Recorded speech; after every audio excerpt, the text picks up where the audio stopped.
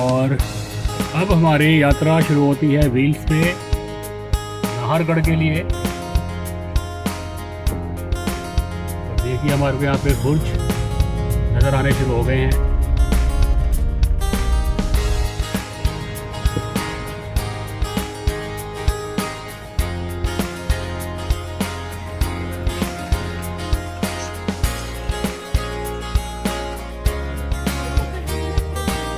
ये आपका नाहरगढ़ से व्यू पॉइंट है।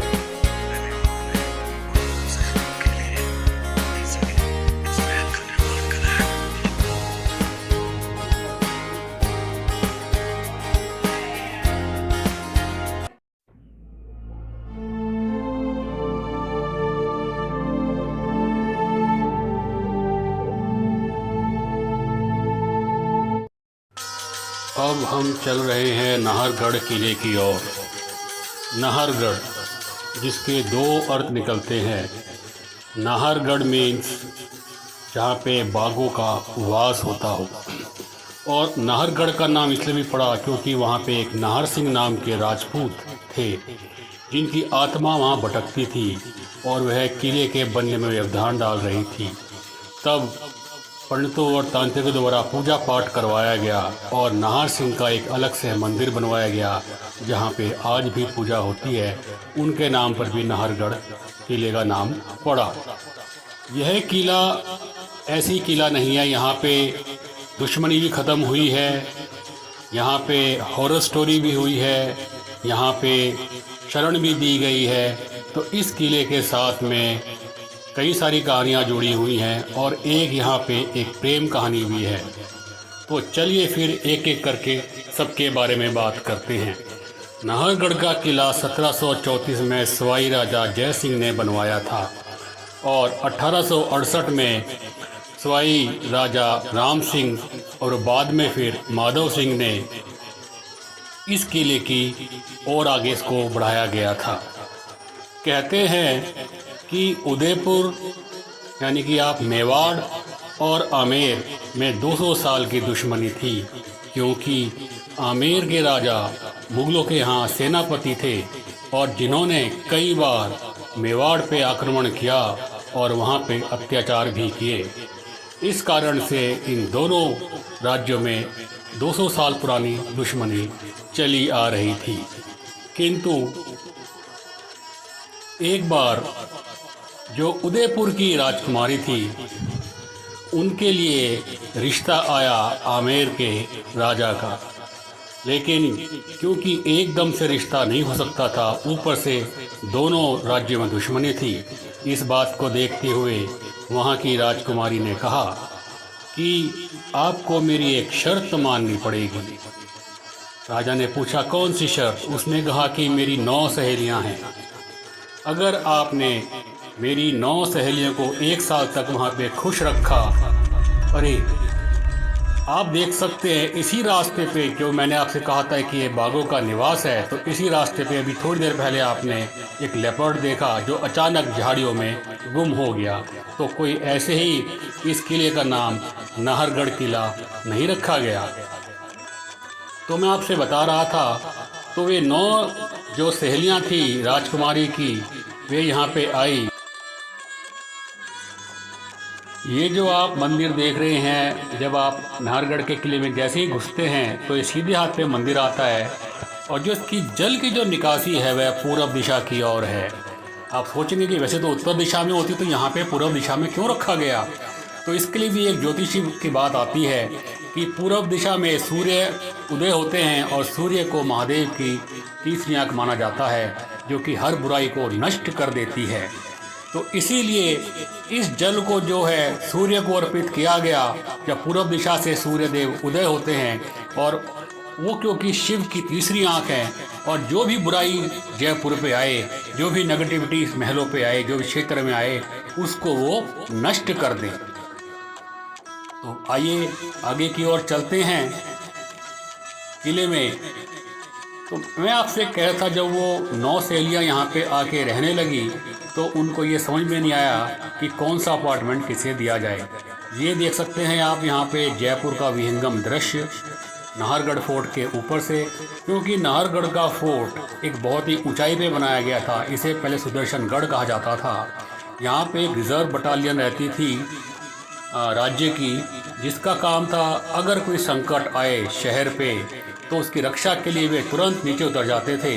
तो ये जो रिजर्व बटालियन थी, इसका दुश्मन को पता भी नहीं होता था, और ये बटालियन जो थी, यानी कि जो सैनिकों का जो ये समूह था, टुकड़ी थी, वो अचानक से दुश्मन पे टूट पड़ती थी।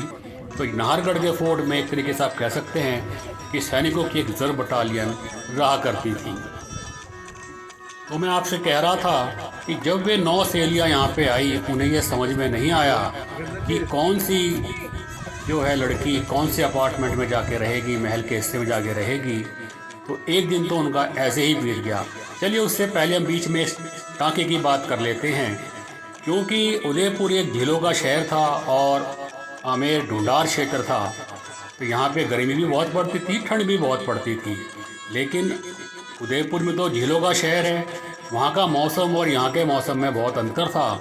इस बात को देखते हुए सवाई राजा माधो सिंह ने यहाँ पे उन 9 सहेलियों के लिए एक स्विमिंग पूल बनवाया, जिसमें कि वे सहेलियाँ समय समय पर आकर के तैरना व स्नान किया करा करती थी। उनके साथ साथ कुछ जो यहाँ की लोकल लड़कियाँ थी, वे भी उनके साथ आकर के यहाँ पे तैरा करती थी।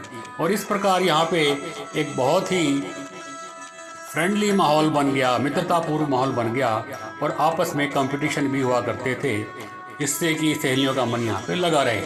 इसके अलावा ये जो भी हम यहाँ पे बावड़ी देखेंगे, ये बावड़ी बनवाई गई थी 1857 में, जब हमारे यहाँ पे पहली क्रांति हुई थी 57 की। तब कुछ ब्रिटिश फैमिलीज और अधिकारियों को सुरक्षा की दृष्टि से नाहरगढ़ फोर्ट में रखा गया था। तो उनके लिए ये यहाँ पे एक अलग से स्विमिंग पूल बनवाया गया था, जिसका पानी आज की तारीख में फोर्ट में इस्तेमाल होता है। अब यहाँ पे पाइपों और पंपों के द्वारा पानी को जो है फोर्ट में पंप किया जाता है। तो वही प्रणाली आज भी है। पानी आज भी यहाँ पे इकट्ठा होकर के आता है, नालियों से इन बावड़ियों में इकट्ठा होता है, और फिर यहाँ से यही पानी को, इसी पानी को पंप करके पाइपों के द्वारा अंदर फोर्ट में ले जाया जाता है। अब आप ये देखेंगे कि जो यहाँ का ग्राउंड फ्लोर है महल का, तो इसको कुछ ऊंचाई पे बनाया गया है, क्योंकि ज़मीन और ग्राउंड फ्लोर के बीच में एक ऐसी जगह बनाई गई है जहाँ पे कि भट्टियाँ हैं। सर्दियों के दिन जब सर्दियाँ होती थी यहाँ पे, क्योंकि सर्दी बहुत पड़ती थी यहाँ पे, आज भी पड़ती है, तो इन भट्टियों में जो है अलाव जलाए जाते थे, जिससे कि आग की गर्मी से जो अंदर अपार्टमेंट्स थे उनके फर्श गर्म हो जाया करते थे, और सर्दियों में भी गर्माहट का एहसास होता था और सर्दी बिल्कुल भी नहीं लगती थी। ये जो है नीचे कुछ दास दासियों के, सैनिकों के जो यहाँ पे काम करते थे, उनके लिए जो है जगहें बनाई गई थी। तो यहाँ पे सैनिक भी रहा करते थे इनमें, और साथ में जो अंदर महल में काम करते थे उनके लिए भी ये स्थान थे। तो आइए अब हम चलते हैं महल के अंदर, जिसका नाम है माधवेंद्र महल।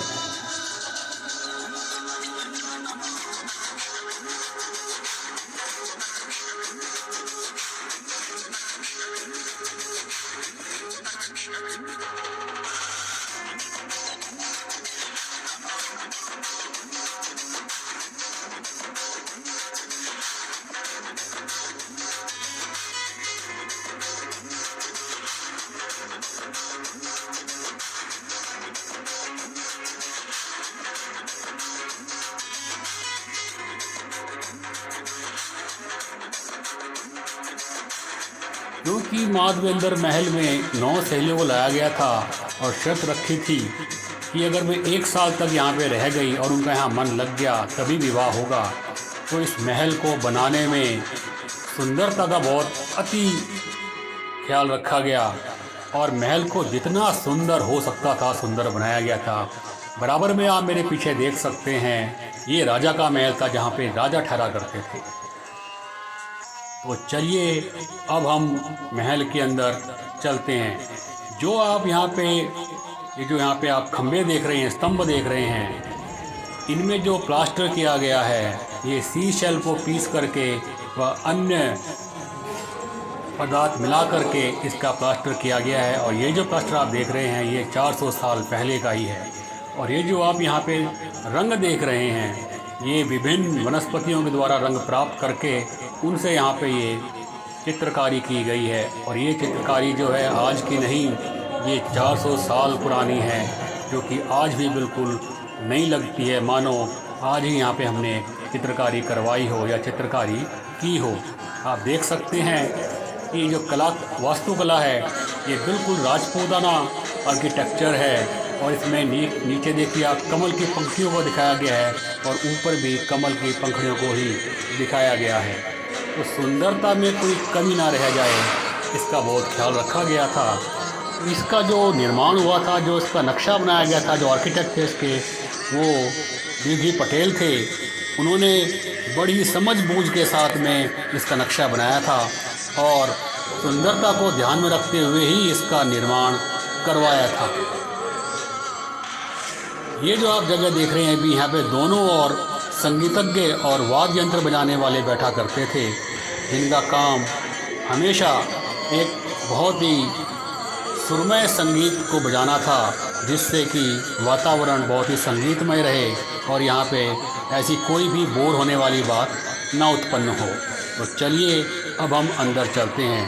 तो मैं आपसे कह रहा था कि 9 सहेलियों को ये समझ में नहीं आया कि कौन सी सहेली किस महल के हिस्से में जाकर के रहेगी। तब राजा माधवेंद्र सिंह ने कहा कि जिसमें जितना गुण हो उसी अनुसार वह अपना अपार्टमेंट चुन ले। तो कोई बहुत सुंदर थी, कोई बहुत चंचल थी, कोई चांद के समान चमकती थी, कोई सूर्य के समान इसमें तेज था। तो उसी के हिसाब से इन अपार्टमेंट्स का नाम रखा गया और उन्हीं अपार्टमेंट में जाकर के सहेलियाँ अलग अलग रहने लगी। तो चलिए आप जैसे देख रहे हैं दोनों तरफ 3-3 अपार्टमेंट हैं।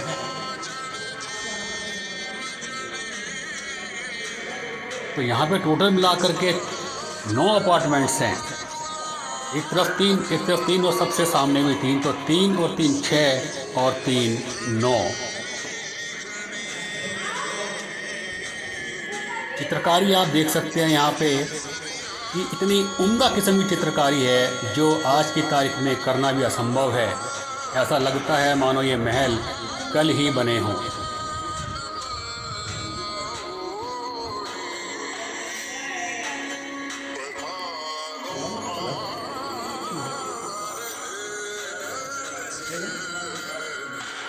चलिए अब हम अंदर जाके देखते हैं। ये जो सबसे पहले स्थान है, यहाँ पे सहेलियों के जो सेवादार हुआ करते थे, नारी होती थी वे, तो महिलाएं वे यहाँ रहती थी जो कि इनके सेवादार हुआ करती थी। बीच में आप दलान देख सकते हैं। और ये जो था ये वो कक्ष था जिसमें हर सहेली के अपने अपने परिधान हुआ करते थे और राजा का ही काम था उन्हें एक से एक सुंदर परिधान बना करके देने का। ये जो आप ग्लास देख रहे हैं नीले रंग के, ये बेल्जियम से मंगाए गए थे। तो ये जो आप कक्ष देख रहे हैं इसमें उनके परिधान रहा करते थे, एक से एक सुंदर परिधान हुआ करते थे। अब हम आगे हैं बीच में दलान में।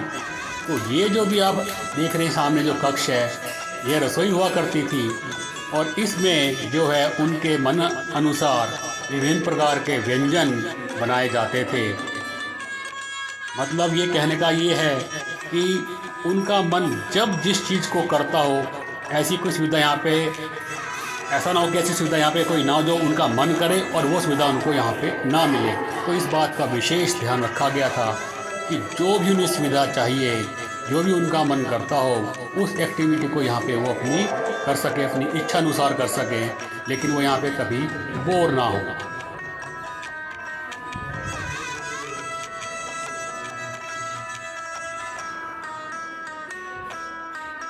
तो आप देख सकते हैं, अभी देखिए ये थे उनके यहाँ पे टॉयलेट और बाथरूम। तो ये थोड़ा अलग हुआ करते थे, आप देख सकते हो।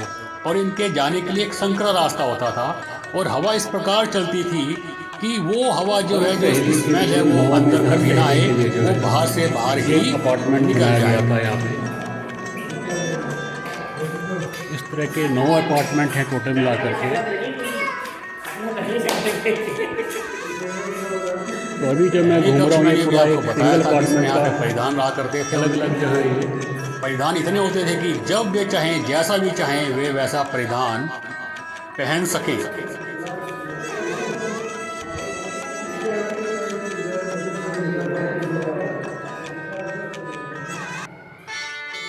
तो अलग अलग तरह के यहाँ पे कक्ष थे। कोई परिधान के लिए कक्ष था, कोई सोने के लिए कक्ष था, कोई उठने बैठने के लिए कक्ष था, कहीं पे रसोई थी जहाँ पे कि उनके मन अनुसार व्यंजन बनाए जाते थे। और सबसे बाहर आपने देखा कि जहाँ पे कि उनकी दासियाँ जो थी, जो उनकी सेवादार हुआ करती थी, वो यहाँ पे सदैव रहती थी, जिससे ये जो कि फिलहाल में अभी कोई घूम भी रहा हूँ काम हो सिंगल अपार्टमेंट है तो वे पूरा ये। तुरंत उस काम को पूरा कर सके। जितने भी यहाँ पे 9 अपार्टमेंट्स बनाए गए थे, सबका नक्शा बिल्कुल एक सा है। चित्रकारी किसी किसी में अलग है, ज़्यादातर अलग अलग तरह की चित्रकारी है, जो कि आप देख सकते हैं। इतनी सुंदर चित्रकारी। वो रंग देखिए आप, जो रंग आज से 400 साल पहले किए गए थे, वो आज भी आपको बिल्कुल साफ साफ, बिल्कुल सुंदरता के साथ नज़र आ रहे हैं। तो चलिए फिर हम अपनी कहानी को आगे लेकर के चलते हैं। 9 सहेलियों को रहते रहते यहाँ पे काफ़ी दिन हो गए थे और उन्हें पता नहीं चल रहा था कि दिन कितने तेजी के साथ बीत रहे हैं।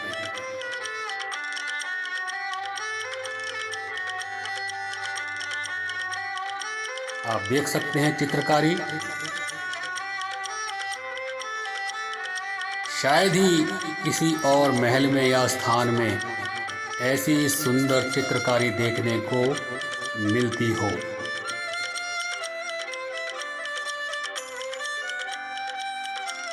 ये फिर से कुछ वैसा एक अपार्टमेंट है बिल्कुल सेम। तो इसमें जो है थोड़ी पेंटिंग मुझे डिफरेंट नज़र आ रही है उस वाले के मुकाबले में। अब बात ये थी कि सर्दियों में तो वे सभी नीचे वाले तल में रहती थी, क्योंकि यहाँ पे नीचे अलाव जलते थे और उनके अलाव की गर्माई से इसका फर्श गर्म रहता था सबका, और सर्दियों में यहाँ पे ठंड महसूस नहीं होती थी। लेकिन ग्रीष्मकालीन के लिए, यानी कि ग्रीष्मकाल के लिए, ये जो आप दरवाजे देख रहे हैं, ये तभी के 400 साल पुराने ही दरवाजे हैं, जिनकी आपने नक्काशी देखी। इतनी सुंदरता के साथ नक्काशी की गई है।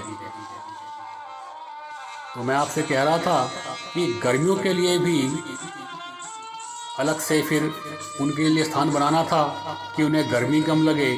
तो इसके लिए जो है प्रथम तल पे उनके लिए अलग तरह के कमरे बनाए गए, जिसमें कि वो ग्रीष्मकाल के दौरान अपना समय व्यतीत कर सकें।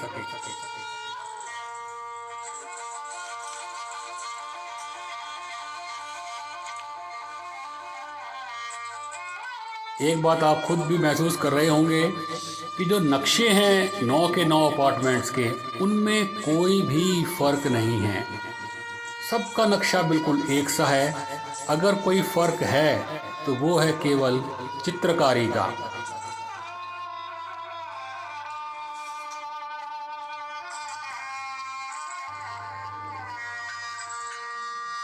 आप देख सकते हैं उनके लिए, ये स्थान से देखिए आप कि वे लोग जो है यहाँ से जयपुर का विहंगम दृश्य भी देख सकती थी और यहाँ से बिल्कुल ताज़ी हवा आती थी। तो जब भी उनका मन करता था कि बाहर देख, ये जो आप हम देख रही है पोलो ग्राउंड था, तो यहाँ पे राजा ने उनके मनोरंजन के लिए ही यहाँ पे पोलो खेला जाता था, जिसे हम चौगान भी बोलते हैं। और चौगान की जो अलग अलग टीमें हुआ करती थी, वो सहेलियों ने अलग अलग टीमें बांट ली थी। और जब यहाँ पे चौगान खेला जाता था तो सभी सहेलियाँ इकट्ठा होकर के उसे देखती थी और अपनी अपनी टीम की जीतने की कामनाएं करती थी। तो उन्हें पता ही नहीं चलता था कि समय कितनी तेज़ी के साथ बीत रहा है। आज भी यहाँ पे पोलो खेले जाते हैं और आपको पता भी है कि कई बार यहाँ की टीम जो है नेशनल चैंपियन भी रही है।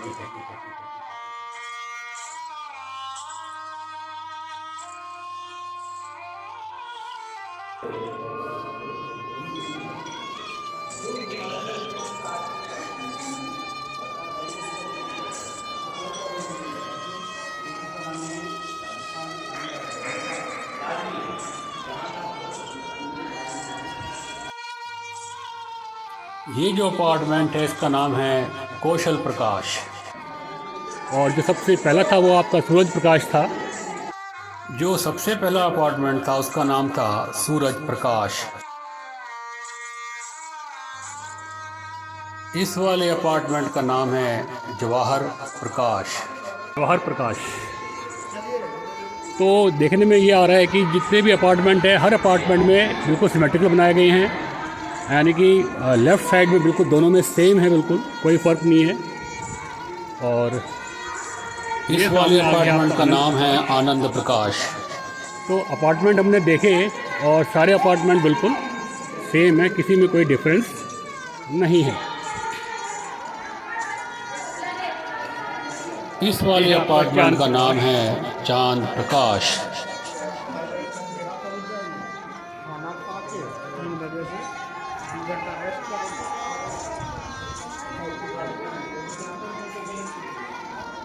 अब हम चलते हैं बिल्कुल ठीक सामने अंदर की तरफ और वहाँ जा कर के देखते हैं कि उस वाले हिस्से में क्या है। ये जो सामने का अपार्टमेंट है इसका नाम है लक्ष्मी प्रकाश। तो एक बात देखने को मिली कि सभी नामों के सामने प्रकाश लगाया गया है। प्रकाश अर्थात रोशनी। और हर आंगन के बीच में आप देख सकते हैं ये आपको दिख रहा है यहाँ पे, ये एक्चुअली चैम्बर्स बने हुए हैं पानी के लिए कि जब बरसात होती थी तो हर अपार्टमेंट में से पानी इकट्ठा होकर के कहीं नीचे जाता था। ये वाला जो हिस्सा है ये अब तक मेरे को सबसे बड़ा हिस्सा दिखा है यहाँ पे। और ये देखिए शायद ये हो सकता है चेंजिंग रूम हो, इसमें पूरी अलमारी बनी हुई है नीचे से लेकर ऊपर तक।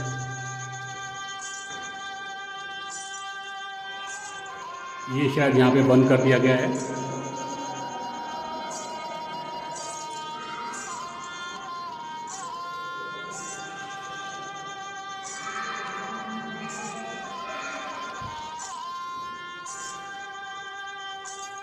और ये जैसे कि मैंने बताया आपको हर अपार्टमेंट में से ऊपर जाने के लिए रास्ता था।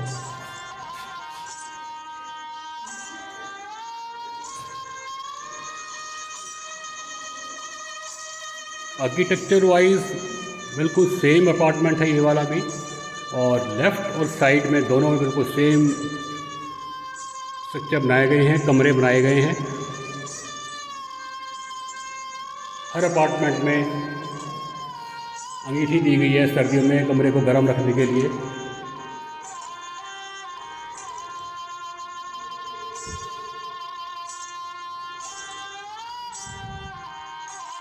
और ये हैं सीढ़ियाँ ऊपर जाने के लिए।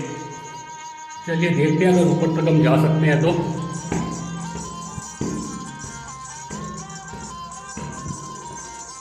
ये देखिए यहाँ पर भी जो है सामान रखने के लिए बनाए गए हैं। और ऐसा लग रहा है मेरे को कि दो अपार्टमेंट जो साइड बाय साइड है उनमें सीढ़ियाँ एक जगह आकर के मिल रही हैं।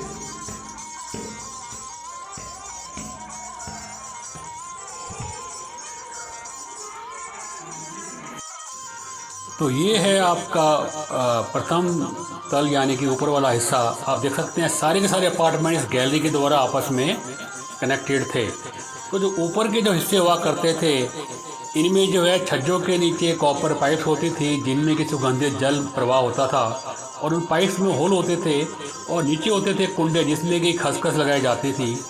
तो खसखस को ठंडा रखने के लिए उसमें पानी फ्लो होता था, और जब हवा चलती थी तो जो अंदर के जितने भी अपार्टमेंट थे वो सब के सब ठंडे हो जाते थे। तो आप देख सकते हैं कि ऊपर का जो नक्शा था सभी अपार्टमेंट्स का बिल्कुल आपको सेम ऐसा ही मिलेगा।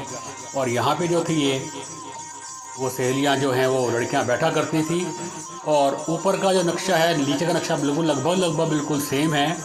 अंतर सिर्फ इतना है खाली ऊपर गर्मियों में आके रहती थी और नीचे का जो हिस्सा था वो उनके लिए सर्दियों के लिए इस्तेमाल किया जाता था। तो मैं आपसे कह रहा था समय बीतता चला गया और सहेलियों को ये पता ना चला कि कितना समय बीत चुका है, क्योंकि उनके मनोरंजन के लिए हर चीज़ का ख्याल रखा गया था, हर साधन हर सुविधा उनके लिए यहाँ पे जुटाई गई थी। तो ऐसा ही एक बार क्या हुआ कि इस माधवेंद्र महल के सामने एक स्थान था जहाँ पे कोई आके रुकता था और इन सहेलियों को देखा करता था। तो इन्होंने सोचा कि पता नहीं हमें कौन यहाँ पे आके घूरता है।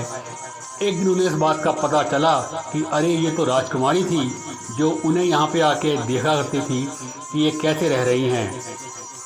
तब इन्हें पता चला कि उदयपुर की राजकुमारी ने इनसे कहा कि तुम तो मुझे भूल ही गई, और कहाँ तो मैंने यही रखी थी शर्त कि शायद मैं शर्त दी जाऊंगी और विवाह नहीं होगा, लेकिन मुझे ऐसा लगता है कि आज मैं तुम्हारे कारण ये शर्त हार चुकी हूँ। तो ऐसा कुछ देख सकते हैं आप, दृश्य जो है सबसे ऊपर का है। यहाँ से भी बहुत ही विहंगम दृश्य दिखता है, और ये आप देख सकते हैं पूरे अपार्टमेंट्स के ऊपर की जो छतरियाँ हैं ये भी आप देख सकते हैं। कहा जाता है कि ये जो छतरियाँ हैं इनके जो नीचे आगे जो ऊपर जो गोल गोल दिख रहे हैं, असल में ये एक तरीके के कई जगह इनमें जो होता था वाटर टैंक हुआ करता था कि पानी को रेड के द्वारा प्रेशर के द्वारा जो है ऊपर इनमें स्टोर किया जाता था, और वो जो है पानी फिर बाद में नीचे जो है इस्तेमाल में लाया जाता था। तो मैं आपसे कह रहा था कि राजकुमारी ने कहा कि शायद मैं शर्त हार जाऊंगी तुम्हारे कारण, लेकिन लड़कियों ने कहा कि अब हमारे यहाँ मन लग गया है, अब हम यहाँ से हम नहीं जाएंगी, लेकिन हमें एक बहुत ही वो है कि आज तक हमने राजा को नहीं देखा और हमें उन्हें एक बार मिलना है। तब राजकुमारी ने उन्हें राजा से मिलवाया तो वे अचंभित रह गई कि जो राजा थे असल में वो उनके खानसामा थे जो उन्हें तरह तरह के व्यंजन बना के दिया करते थे। अब लड़की ने जब यहाँ से मना कर दिए जाने से तो उनके विवाह की बात उठी, तब राजा माधो सिंह ने उनके लिए भी राजकुमार चुने, और कुछ उनमें से पोलो के खिलाड़ी थे जिनके साथ उन लड़कियों का विवाह किया गया, क्योंकि राजा माधो सिंह कहते थे ये मेरी बेटियों के समान हैं। इस प्रकार उन्होंने शर्त पूरी करी और अंत में उदयपुर की राजकुमारी के साथ उनका विवाह संपन्न हुआ। 200 साल पुरानी दुश्मनी खत्म हुई। महल, तो हम चलते हैं वापस।